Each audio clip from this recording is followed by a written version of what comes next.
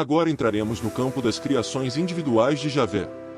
O que foi idealizado por ele antes do início da criação?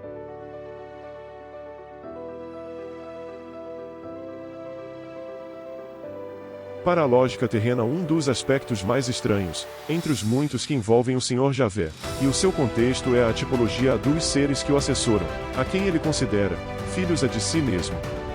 Na sua lógica de divindade criadora de padrões dependentes, antes do decaimento, a sua intenção era a de que seres, que viriam a habitar a mais nova dimensão existencial, seriam todos expressões da sua mente.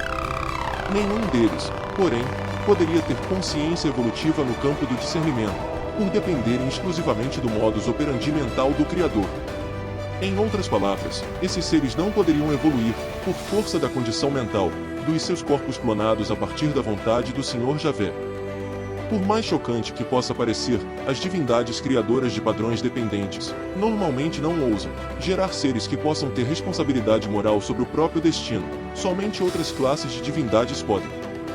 Esses seres teriam, além do comportamento instintivo, as virtudes naturais advindas do modo de ser da divindade criadora, em especial no caso do zelo amoroso pelo Criador. As criações dessas divindades normalmente se assemelham ao que conhecemos, como sendo uma espécie de jardim botânico, criatório de muitas espécies da flora e da fauna. Perdoem-me a pobreza nas palavras para descrever tal cenário. Mas fauna e flora seriam aspectos modestos, quando comparados aos indescritíveis reinos, que compõem muitas das naturezas planetárias, que existem neste e em outros universos.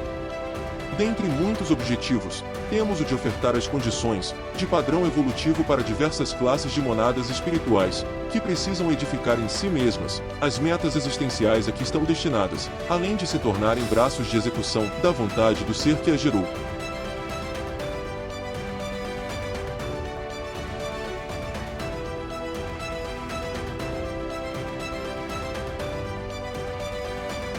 O problema é que a criação gerada tomou um rumo problemático, afastando-se de qualquer planejamento ou mesmo de parâmetro conhecido, e tudo isso devido ao complicado, porém, inevitável repasse que fez o Senhor Javé aos seres direta ou indiretamente criados a partir do seu DNA, de uma carga genética doentada e viciada nas posturas psíquicas de se manter vivo a qualquer custo, destruir o que tivesse de ser destruído para que novas possibilidades de vida que viabilizassem o progresso pudessem ter lugar.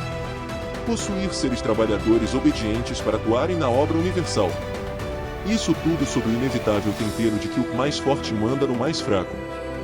Dessa forma, tudo, absolutamente tudo que nasceu a partir do DNA da divindade decaída já nasceu doente e inclinado aos mesmos vícios.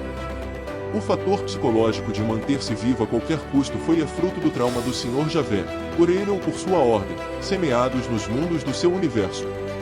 Tudo que se encontra em curso é a estratégia desesperada das divindades envolvidas com a questão, em especial, a de uma delas que é co-criadora, do ser a quem conhecemos como Jesus, é que os demais impasses terão possibilidade de resolução até o fim dos dias deste universo.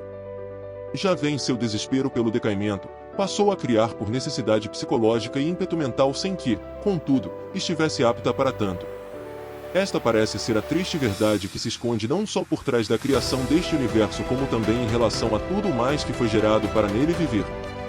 Na lógica de sua personalidade, o Senhor Javé, após a queda, adquiriu os elementos da solidão e da necessidade de apoio psicológico, a sua pretensa grandeza, daí as marcas da doentia veneração, existente nas páginas da Bíblia e do Alcorão. Foi, portanto, sob um contexto de extrema solidão que a divindade decaída transformou o segmento mais denso da sua recém-criação em um grande laboratório para sua mente singular. O Senhor Javé motivou-se a criar e o fez ao longo de diversas etapas, cada uma delas extinguindo um pouco da sua energia pessoal enquanto ele somente dispunha do método da clonagem para tanto.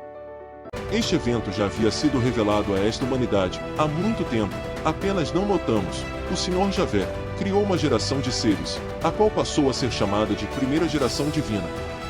Esses seres foram gerados através de um processo, que aqui chamaremos de clonagem devido ao modo indescritível ou indecifrável para nossa atual maturidade espiritual. Este processo se deu a partir do seu DNA, manipulado pelo seu poder mental indescritível.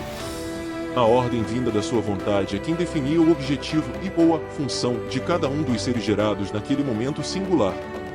O espírito do Senhor Javé, ao criar, não só aquela como as demais gerações de seres clonados e programados tinham um objetivo principal, exatamente o de ser servido e de se fazer representar a vontade de Javé.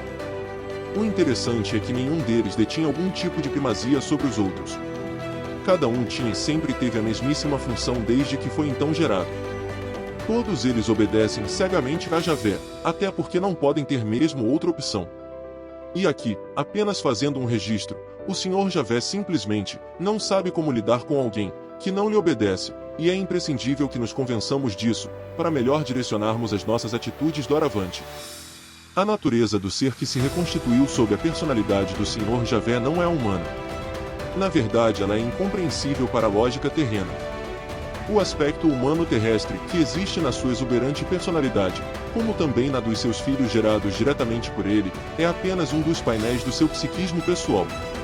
A primeira geração de seres clonados a partir do DNA do Senhor Javé caracterizou-se, portanto, por representar, cada um deles, um dos múltiplos poderes e potencialidades da sua mente, sendo somente 14 os primeiros seres. O Senhor Javé resolveu cessar a geração da primeira linhagem a partir do momento em que percebeu que os seres recém-gerados eram por demais poderosos. Quem seriam estes anjos?